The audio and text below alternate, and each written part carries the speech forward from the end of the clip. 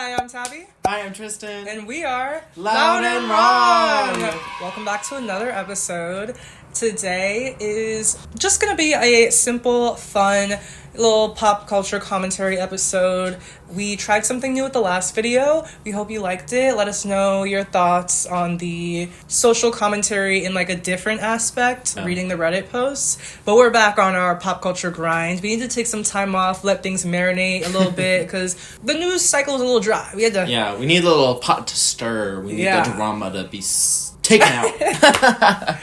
Anyway, so let's start off with the top songs of the week. I'm going to take the liberty of going first. My top song of the week, and I've been playing it over and over again on every sound system that I own. I've been doing it on my Amazon Alexa. She didn't respond. And my headphones, and my phone, and the speakers at my work. It's Oscar-winning Tears by Ray. I didn't think I liked this song at first, and I don't know why. I think it's just because I saw snippets of it on TikTok.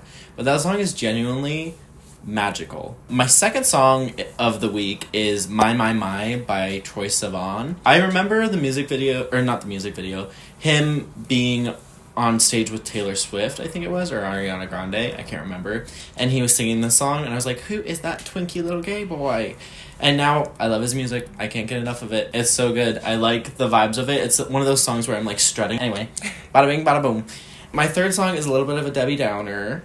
But it's Your Best American Girl by Mitski. We actually analyzed this in our class that we take together. It's called Race, Gender, and Class in Media.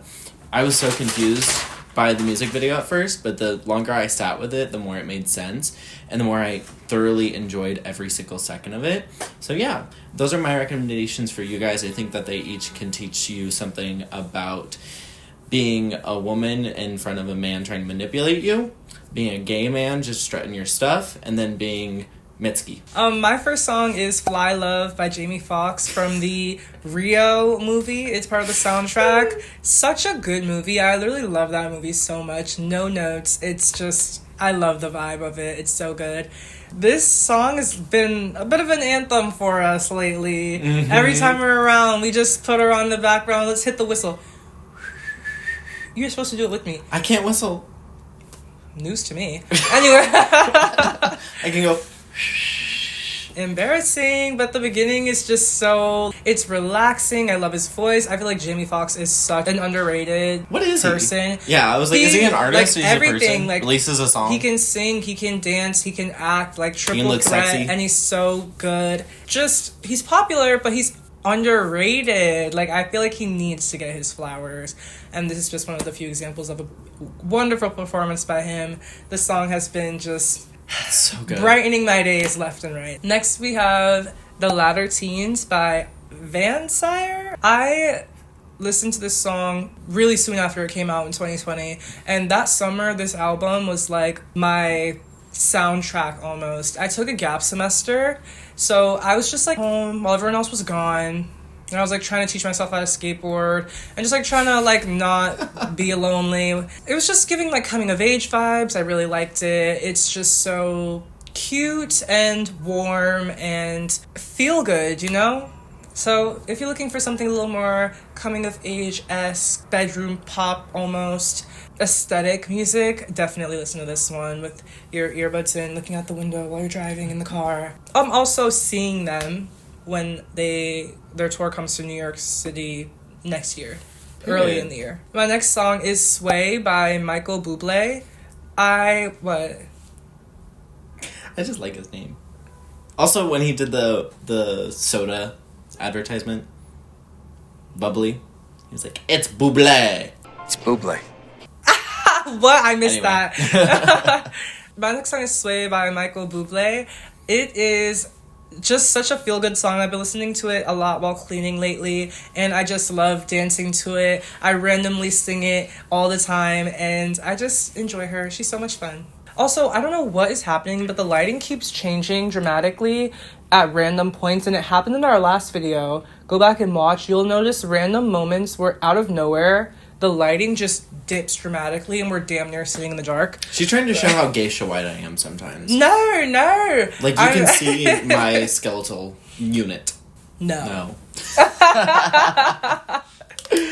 Anyway, so the first menu item on the chopping block is going to be Khalid being outed. So I'm not that much into Khalid. He was definitely like a 2018-2019 phase for me. Well, he didn't drop any music for like 5 years. Yeah, he was silent. That'll do it. That'll do it for you. But like, everybody kind of knew something was going on.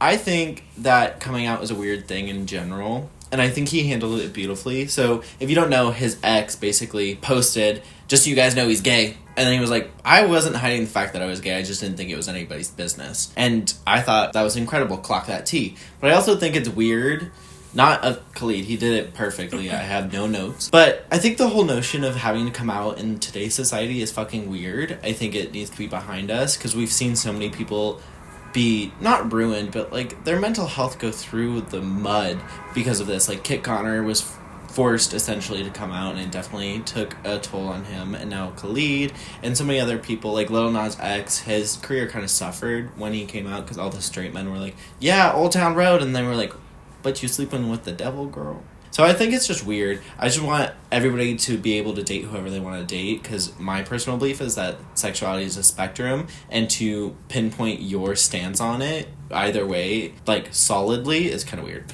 But that's just my hot take. What do you think about the situation? I think, had he not said anything, most people wouldn't have known, because the person that exposed him was so irrelevant, nobody even heard. It didn't make any noise. So he kind of exposed it even further by bringing that up. But you know what? If he wants to address it, he can address it. No one wants to be spoken poorly of, or, I mean, I don't, not necessarily spoken poorly of, but, you know, the intentions were very ill. The intentions weren't good, so. No. If he wants to respond, he can. I'm just saying. He kind of made it more popular than it was, for real. I agree completely. I don't know. I still think that the whole notion's weird, but then him coming out and being like, hey y'all, I'm sorry, was also irrelevant. Like, nobody knew you, nobody wanted to know you, nobody needed to know you, and now you are trying to get fame from the situation because you're the evil guy, and now you're trying to be like, but wait, there's more, I'm nice now. Yeah. Get the fuck out of here with that, just go away. For real. You know, so that's my thought about the situation. The next item on the chopping block is going to be the Coachella list, because I've never been to Coachella. I want to go so bad. Me too. Oh my gosh. We should go. This year, I'm about to say, we'll get into it, but this year might be the year that I splurge on it, because I need to go.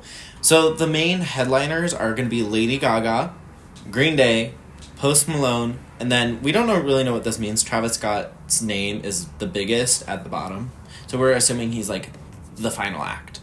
There's so many interesting groups on here. I need to see Lady Gaga live. I need to. It's biblical. It's in the stars. Green Day was my first concert ever. I've loved them for a very long time. 21 Guns is one of my favorite songs of all time, right next to Funhouse by Pink. Post Malone, I actually saw him, I think, last tour, and he was so good. It didn't even feel like a concert. It just felt like a tea sesh with like this really cool guy, and he kept putting on bras like hats, and it was so cute. And then I'm not really into Travis Scott. I think he makes really good music. I just need to dive more in depth with it. But right now I'm doing like my own like private investigations on other artists, so he'll get my attention later. Lady Gaga, I mean, what else is there to say? Definitely a legend. I would love to see her live. I know she put on a great show. Her like background dancers, everything. I know a lot of the songs. It'd be a super fun time. Green Day, I'm not too familiar, but then again, I have this thing where I'm really bad with the names of things and the names of people. So odds are I probably do know a few Green Day songs. I just don't know that they're Green Day songs, because the other day, who did I do this with? I don't... Oh, you did this with Fleetwood Mac. I was like, oh, no, I don't know them. I don't know nothing about them. And then I knew like 3 songs in a row. I was like, wait, actually, I guess I do know them. For real. So I'm sure I would have a similar moment with Green Day. Post Malone, I actually saw him at Global Citizens Festival, and he is really good live. Mm-hmm. He wasn't wearing shoes, though. But his live vocals were really good. His stage presence was good, and his connecting with the audience was great. So that was a lot of fun. And I definitely know more of his like older hits rather than like stuff off his new album. I wouldn't know he was talking about if he played that type of stuff. I think that'd be fun. And Travis Scott, I'm in the same boat as you. I know some songs, not all, and I know that he's very well known for the energy that comes along with him and his fans, which is kind of like a good thing and a bad thing. I mean, I like a good like mosh pit moment, but at the same time, his fans are just Wild Animal. It's not my demographic. Concepts of like safety and respect go out the window. It's like it doesn't have to be that way. Yeah. It literally doesn't. You can still mosh, you can still be rowdy, you can still have a crazy night and literally just like act like a person. You know, like a being with a conscience. Honestly. I personally want to get into some of the smaller people. Like, obviously, Lady Gaga, Green Day, Post Malone, those are my people. Those are the people I'm going to go for, and I'm going to get up at 1 a.m. and go sit so I can get, like, side seats or whatever.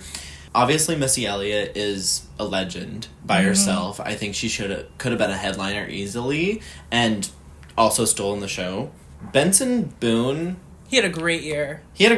I don't like his music. His music is just okay to me, but his voice I love. And I saw him live at Global Citizens Fest because I've been sleeping on him before. But after seeing him live, stage presence, amazing. Live vocals, incredible. He is a vocalist, okay? And I definitely see the appeal. Yeah, I don't know that many songs. The only song that I know is where he's like... Wonderful Things That I Got or some crap. And that song, it sounds like he's reaching so far. He's like straining. And I'm like, I want to know where his natural range is because I can just see him like arching his back basically to get these notes out. And I'm like, I don't really need it. I want to get into it and I will do it for the sake of you and your opinion. Yeah, that's my piece about Benson Boone. What were you going to say? I feel like all of his songs kind of, at least the popular ones I've heard of, have a very similar formula to them. Like, and now the high note. Like, and now we're going to go up. That is fair. I will say that's a fair critique. But I think my main thing that I like about his songs is that they're fun to sing. Yeah. Like sing along. Ed Sheeran's music. Karaoke and Ed Sheeran, you can't escape it. I think he's kind of... I think it's because they just enunciate the words. They focus on the lyrics rather than the technique. I'm very excited to see Lisa on here. I've actually been consuming a lot of her music since she left the group, and I personally like it. I know it's not really everybody's tea. And then FK Twigs, I was so confused on who FK Twigs was, because I thought it was that girl on TikTok that was like, "You've gone too far, Doja Cat, taking my style. This means war." How did she get up here? But then she was in a movie, and I've never listened to a single one of her songs. So I'm excited to see what goes with her. Glorilla, she's so good. She's so fun. Her music is so fun to listen to. Isn't Yeet Kanye? No. Yeet is... I think he's white. I think he's a white rapper. Oh, he is. Well, he's not... I think he looks Latina to me. I don't know. I didn't look that hard. I thought it was Yeet, like Yeet. Yeah, but isn't... Kanye, like, he's Yeezy, like, you know what I mean? Isn't he? That's more his thing, not Yeet. New name? Yay, he's Yay, or Yee. I don't give a fuck about that man. The Joe, DJO, I need to see them live. Where? Biblically. Like, they are so good. The guy from Stranger Things, he's the lead singer. I don't know, it's just so good. Artemis released an album recently, and it was very good. I did enjoy it. Charlie XCX, obviously, she's having a big year. I think it's very fun to see that she is playing into the fact that she uses autotune, but she eats it up and her music's good because of it. You know, I feel like people being like, I don't use autotune, and then they get caught with their pants down on stage when the autotune comes out, and it's like all over the place. So I think what's happening for her is working. And then Shoreline Mafia, I really like them. Another group that I would like to see on here is Suicide Boys. Suicide Boys has been my top artist for like 4 years in a row. Really? I don't know how, but I love so many of their songs. Sam Fender, such a good artist. You don't mention them. Suicide Boys. I know. Yeah, you don't mention them. But Sam Fender is also so good. He did a collaboration with Noah Khan, who I also saw recently, and Noah Khan is an incredible performer. My question is, why is Yo Gabba Gabba on here? Apparently they're great. Apparently they're so fun live. And I'm seated. There's a party in my tummy, okay? I'm like, who invited these people? Why are they here? Like, I'm living for it. Obviously, Horse Girl's here. She's had a big year, too.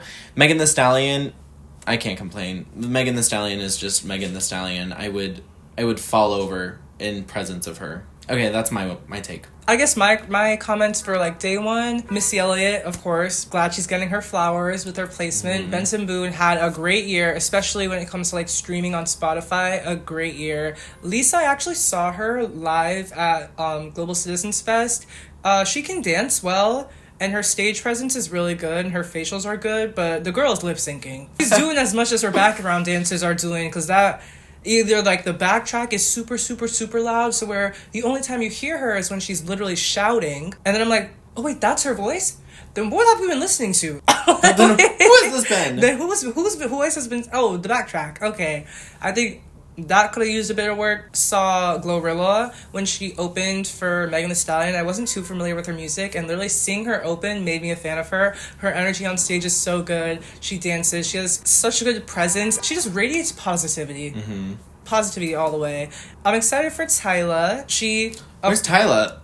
Okay, I do want to talk about... Yeah, I see Tyla. I do want to talk about one thing that to me is sticking out. Do people pay for placement on this? Because usually the bigger artist names are the biggest and the smaller artist names are smaller, but it's giving mixed up. Who got mixed? Okay, 2 people I just spoke about. Why is Lisa's name bigger than Glorilla's? Yeah, Lisa just came into the scene. She just came into the scene. Hasn't had a top 100 hit higher than 50. Doesn't have an album out. And Glorilla, it's 7 p.m. Friday. It's 90 Friday. Go glow. Get him glow. And what else did she drop? It's been her year. Right. It's been her year, and she's on the 2nd row? What are you talking about? Why is Tyla so low? Why is Jenny in the first line? And Shabuzi, who had an insane year, broke records, is on the 2nd row towards the end. That's messy. She dropped like 1 or 2 songs this year, and they like barely charted. And he's had like the #1 song all year for most of the year, and he's in like tiny letters on the bottom. Even like Rema could have been in the top line. I mean, I will say some that I think are like good in their placement are definitely like Anita. Like she's very, very, very popular.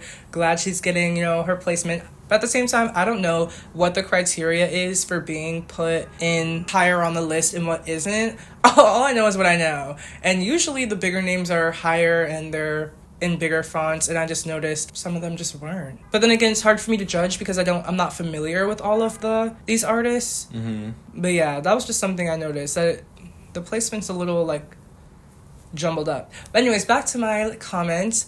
As for day 1, I think I ended off on Tyla. That's low-key all I know for people performing on that day. But at the same time, I'm awful with names, so I wouldn't be surprised if I actually do know more people than that. But yeah. Day 2, of course, Charlie, Anita. Oh, Claro. Such an amazing album. It was so good. I agree. Very good vibes. And I hope she tours. I don't know if she already announced that she is, but I would love to go see that. I wonder what the vibes would be like, because this album made me a fan. Before, she was on my radar, but I wasn't too familiar, but this album made me a fan. And Hypen, T-Pain. Yo Gabba Gabba. Yo Gabba, I don't care, I'm seated. I don't care. Oh, The Dare. I saw The Dare live. Really? Yes. It was so much fun. Post Malone and Megan Thee Stallion, I saw her. That's where I saw Glorilla open. Very, very good. Incredible. Loved every second of it. I would be excited to see Zed. I don't know too many songs, but I know that there are at least a couple that are familiar with me. I can't... Yeah. Oh, aren't they the ones with Clarity? I don't know. If our love's insanity, why are... Is that them? I hope it's them. Anyways, I know that they have a few songs that I really, really, really like, so I definitely want to see them. I think, depending on the setup, I'd probably see Jenny too, but I don't know... I've heard of like 1 or 2 songs from her, but I would just go because I think the crowd would be so fun. Biba Doobie, I only know a few songs, but I love her voice. I love like the sound of her voice. Like her tone is so unique and it's just very, very good. Keshi, only know a couple songs, but again, a very unique voice and sound. Oh, Rema.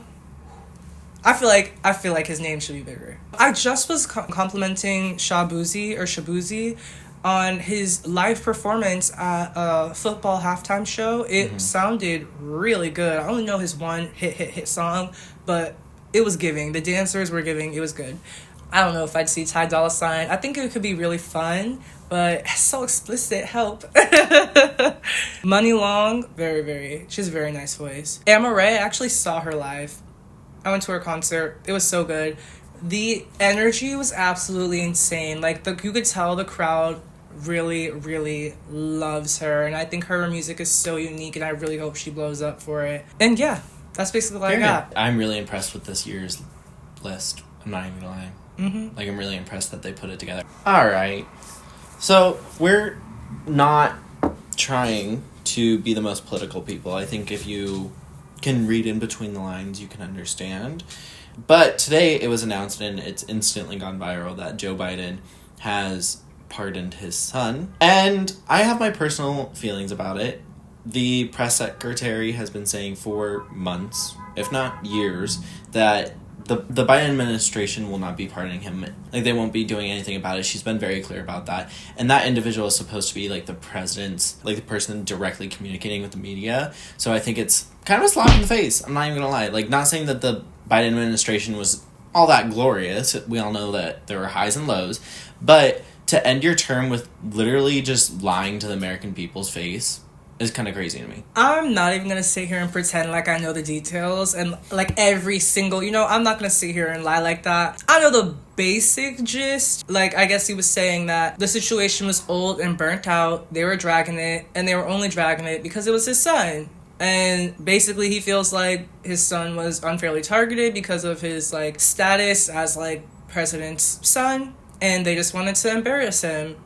And that he let it slide for a bit, but now that the fun's over, he's taking his son back. I think that Trump being elected was his final straw. Being like, okay, well... Oh, I agree. If the felon can get in office, which he is a felon, and he should be behind bars, if the felon gets to literally just be like, shut that down because I'm president, then I'm going to shut this down because I'm president, and my son's going to come home with me. And Joe Biden actually lost a son. And I think it may be, like, reminding him of that. He doesn't want to lose his second son, who's, like, alive, but he can't really be with you. And I just feel, I don't know, I understand the situation, I guess. But at the end of the day, you're the president of the United States. Your entire family is going to be under scrutiny all the time, no matter what. Same thing with royal families. Same thing with, like, all government officials' families are always under scrutiny. So I think you knew what you were getting into. I think that just because one side goes low doesn't mean we have to go slightly above them. I think we should still be like, hey, like, we're still believing in our judicial system instead of being like, yeah, this felon who's, like, down here, I'm just doing it for the frame, and then I can go here. No, you should still have a high standard for yourself. I don't know. I think it's ridiculous, and I think that lying to the American people in your last month of your term is kind of stupid, and it's going to leave a bad taste in everyone's mouth. Not like you're going to get reelected, but... So you think it's just like two wrongs don't make a right? Two wrongs do not make a right, especially when it's talking about, like, believing in the government and the government's efficiency. I don't think the government's efficient, but if you're the president of the United States, I think you should probably think that the government is working for you, So I don't think that it should have happened, and I think it's like him, like, digging his claws into the side of the judicial system while he's on his way out. Him being like, well, I'm taking everybody I love with me. I'm like, I'm leaving here with something. But yeah, that's my opinion about that. Do you have anything else to add? I mean, I get it. I feel like at this point, since Trump has won, the whole country has been in this, like, mode of, like, well, what's the point of anything? Yeah. What's the point of anything anymore? Even me the other day, I was saying, like, a couple weeks ago, I was like, it's 70 degrees in November. Why am I getting a degree? The world's gonna end. Like, I think... Why am I in college? That mentality is kind of, like, creeping in and taking over a bit, which it's pretty pessimistic. And of course it's very privileged that he's able to do this for his son instead of taking an opportunity to call out that the legislation is nonsensical in the first place. He's saying no, but like, it's bad because they're using it against my son. Yeah. That's telling. Yeah, being indifferent towards government officials is the key, because aligning your political party with your views of certain candidates or certain representations in the government is detrimental, almost as detrimental as a two-party system. Not only with the win does this come, but with the whole situation of Donald Trump was supposed to go to trial for what happened on January 6th. It's been they waited almost 4 years just to be like, well, we can't now. He won. Because he's going to be the president. We can't take the president to court. And just that, to so many people, was like, really? So you had all this time to do it. Now you're just going to postpone the trial and then cancel it? And everyone's kind of just, like, throwing their hands in the air and being like, whatever, man. Like, yeah, like... That's why I feel like people aren't as upset with Biden as they would have been had he done this like 6 months ago, nobody would stop talking about it. But after that stunt, everyone's over it. Yeah. Just like collectively the country's over it. Let's start over. Anyways. Back to the juicy stuff you guys come here for. So we're going to just talk about some pop culture moments that are happening, especially, I think most of them are pertaining to the music industry, that I think are really interesting, and I hope you guys find them as interesting as I do. So the first one I want to call attention to is Pop Crave said, Sour by Olivia Rodrigo becomes the first album in history to have 7 songs with over 1 billion streams each on Spotify. That's sorry. Got stabbed. What the What the I'll include this in the screenshot because it is kind of jarring. It's kind of wild. What? It's literally this person talking about Olivia Rodrigo, and then this person whose background character is like a goat or something got stabbed. Anyway, but I think she deserves her flowers. I think that during the pandemic, she kind of brought us back in and was like, but listen, I have drama. I'm in love with a gay man. And I think it's really cool. And I think that she deserves her flowers. I would have liked her to take the recommendations for her next album from the internet, because I thought it would have been so cool to do Sour and Sweet. You know, that would have been so cool. But no, what did we get? Guts, Guts was good.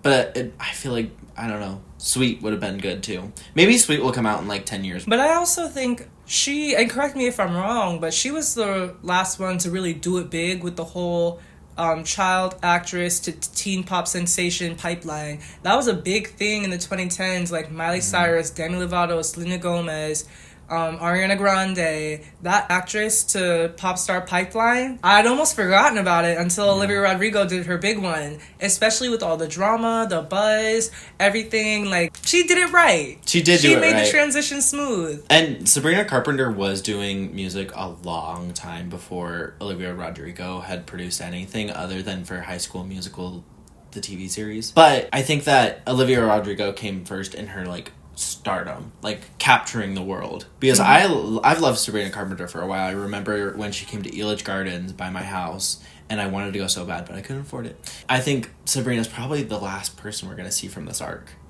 because like Jenna Ortega designated herself to acting, and she's a phenomenal actress. And I feel like, I don't know, Disney's not hitting like it was hitting. Yeah, there's no real like teen drama for popular teen networks for the pop stars to come from anymore. For real. So they're there 1 second, they're not there another second. And they're not coming from Netflix, so honestly. They're not coming from there, so I don't really know. And speaking of billions, Good Luck Babe by Chappell Roan has now surpassed 1 billion streams on Spotify. It becomes her first song to achieve this milestone. I think she deserves it. I think she's doing a lot for the movement right now of like setting boundaries. Maybe it's a little extreme in my opinion, but I think that extreme. So, what? Like her attitude sometimes. Oh. No, like her boundaries are legitimate. Just the communication's a little extreme. I think another instance of people getting their flowers. I think that she deserves it. Her music has been good for a long time, and people are now just recognizing it, and I want every song in that album to reach 1 billion streams, because every song in that album is so fucking good. I haven't listened to the album, but I don't think this was on the album. I don't think now you're snatching it back. Sorry guys, I snatch that but back. Like on Midwestern Princess, every song deserves 1 billion streams without a doubt. Yeah, this was very expected. For sure. I expected it to come sooner. That came out in the spring, right? I think so. It came out a little while ago, but like I expected like My Kink Is Karma or any of those other main songs like California or Hot to Go, especially Hot to Go. That one has to be at 1 billion, right? Oh. Good Luck Babe is her most listened to song on Spotify, which is ironic because it's the song I listen to the least. I have not hopped on the Chappell Roan train yet. Not yet. I'm converting people one at a time. It started with our friend Eric. Now it's moving on to you. And then I'm going to turn to the straights. And then they're going to come out gay. But I do like what I have heard. I do like it. Do we have to talk about this girl? Just really quick. So Popbase also tweeted, "The Tortured Poets Department by Taylor Swift is now certified 6 times platinum." I'm not shocked by this, but I'm disappointed because I genuinely tried to listen to the album with like an open ear, you know, being like, oh, like maybe she's not a great person, but like I'm giving her a chance. I had to turn it off. I literally Really? yeah, like, I also talked about it in one of my... We talked about it, that line about 1860-something. Where she was like, I want to go back to one of those days, but not really, because there was racism and sexism. Then why are you there? Anyway, but I had to turn it off. The only song that I can listen to is Fortnite with Post Malone. I haven't heard anything from the album, at least not voluntarily. I must not have realized if it was from the album if I listened to it. And that's not like a super, like, I'm avoiding the album like the plague. No, it just hasn't happened for me yet. Yeah. Some more chart conversations we can have is that Kendrick Lamar has all but 2 spots on the Billboard Hot 100 right now, top 10. He is slaying. Eating it up. He ate that. I still have been too busy to finish the album, but I will say earned, deserved, his power. This is his year. This is his year. I think this might be the most powerful album since To Pimp a Butterfly. I'm not really that big into this kind of music, I must admit, but there are certain instances when I get really into it, like the Drake and Kendrick drama. I don't think that he's being malicious towards Drake anymore. I just think he's being better than... I just think he's being like, oh, you want to release a song? I'm going to release an album, and it's going to take the world by storm. But maybe that's not his thought process. I'm not in that room where it happens. But I love every song on the album. I don't think there's one skip song on it. The only thing is, like, get Mariah Carey off and keep everyone else. Where is she? Number 10. But I'm dead. There's Shaboozey. You were just saying, who's Shaboozey? Boom. I told you it was his year. Receipts. Yet they got his name itty bitty on the Coachella lineup. Put some respect on his name. Die with a smile. That song is really good too. Yeah. Bruno Mars kind of pulled it out of his That's ass because I've been classic. worrying about him for a while because he was like, I don't know, he was doing some stuff that I was like, Also, Bruno, I think this week or last week has broken the record for like the most monthly listeners on Spotify ever. I think it's like 130 million. Or 136 maybe? Dang. Let's look. Yes, 136. Wrong. 136 million. Wrong. I think it's the record for the most, or he just is at the most right now. Also, one last comment about Kendrick Lamar. He joins Ariana Grande and BTS as the only artist in history to debut 3 songs at number 1 in 1 year on the Billboard Hot 100.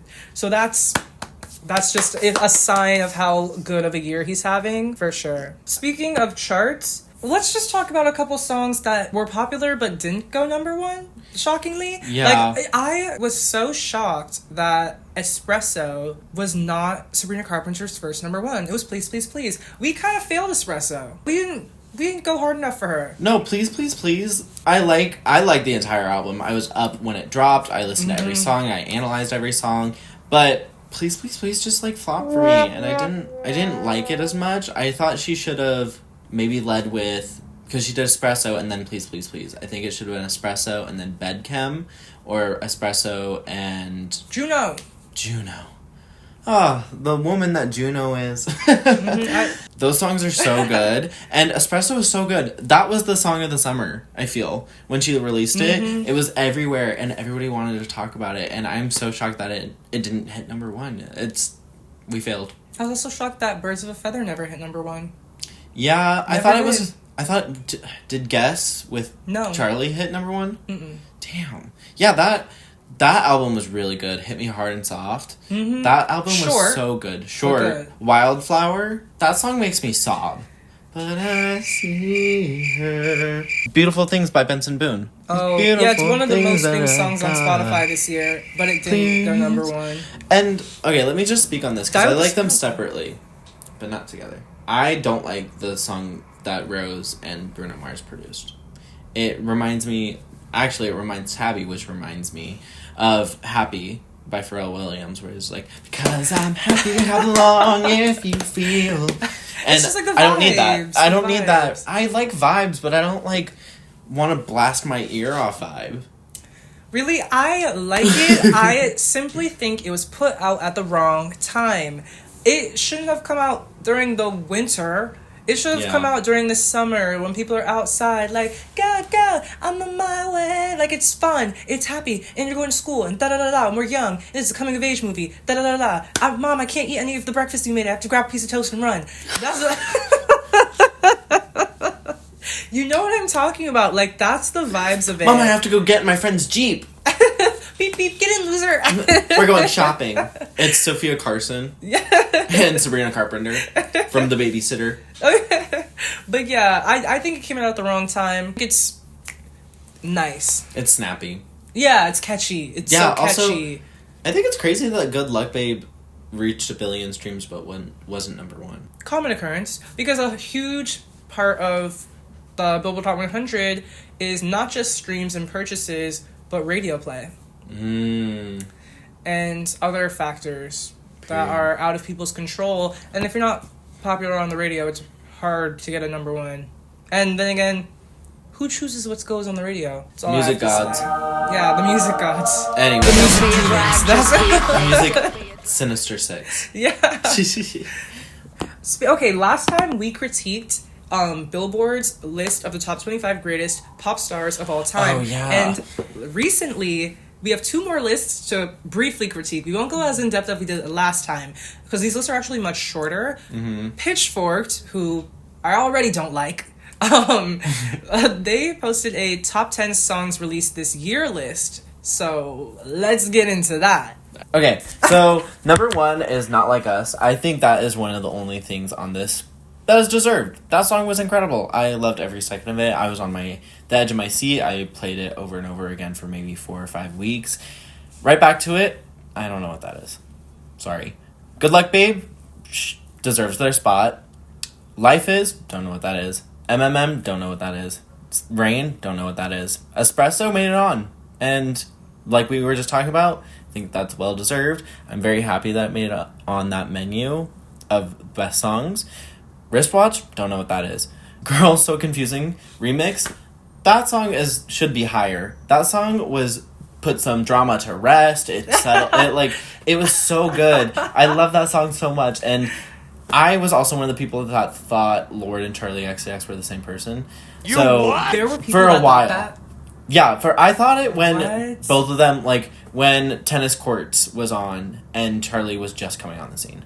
That's when I thought that. I knew the difference really soon.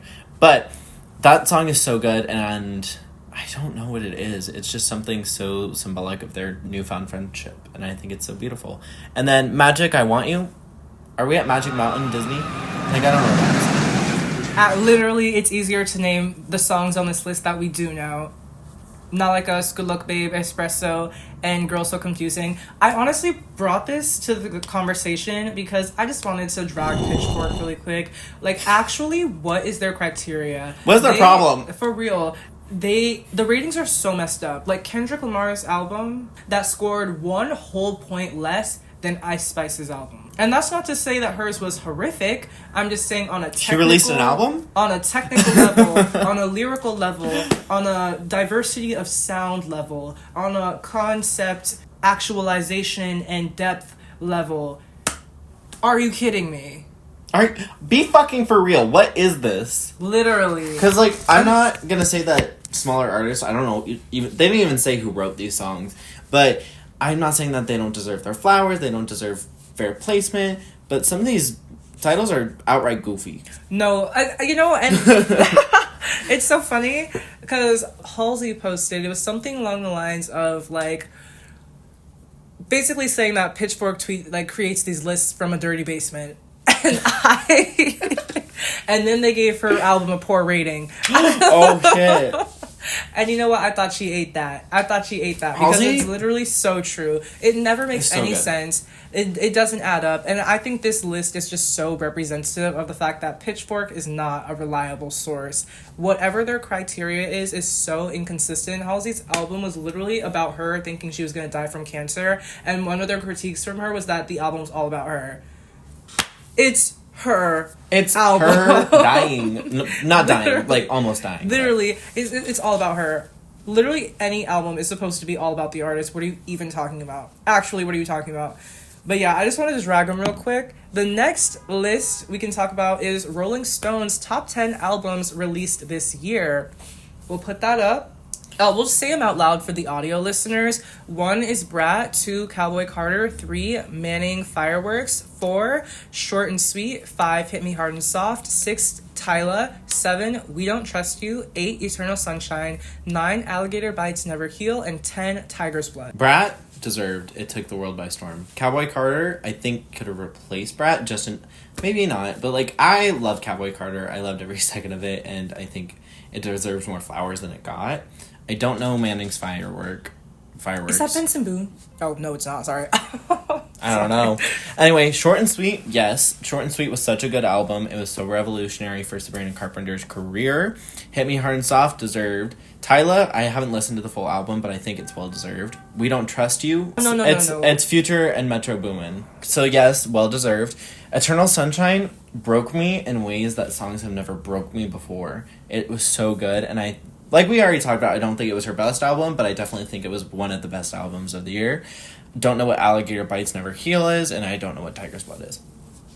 So, our SD card is actually running out of space right now, so we have to continue this very quickly. I will say, definitely don't think Rat should be at the top, but I think it should definitely be on the list, only because it did not perform very well in the charts. I think maybe Hit Me Harder Soft or Short and Sweet should be at the top. I think it's very bold of the Rolling Stones to not put Taylor, not because I'm a hyper Taylor fan, but I will say her numbers were there, and generally speaking, she had a good year, so I wonder why she's not on the list. That is a shock for her to get a snub like that. And then I don't know who that last one is. They really snuck that one on there. That was crazy. Just because Taylor's not on here, but they are on here, but they don't. I don't know. The numbers weren't mathing, and the camera's about to die, so we're gonna move on. My name's Tabby. My name's Tristan. And we are Loud and Wrong. See you at the next episode. Bye.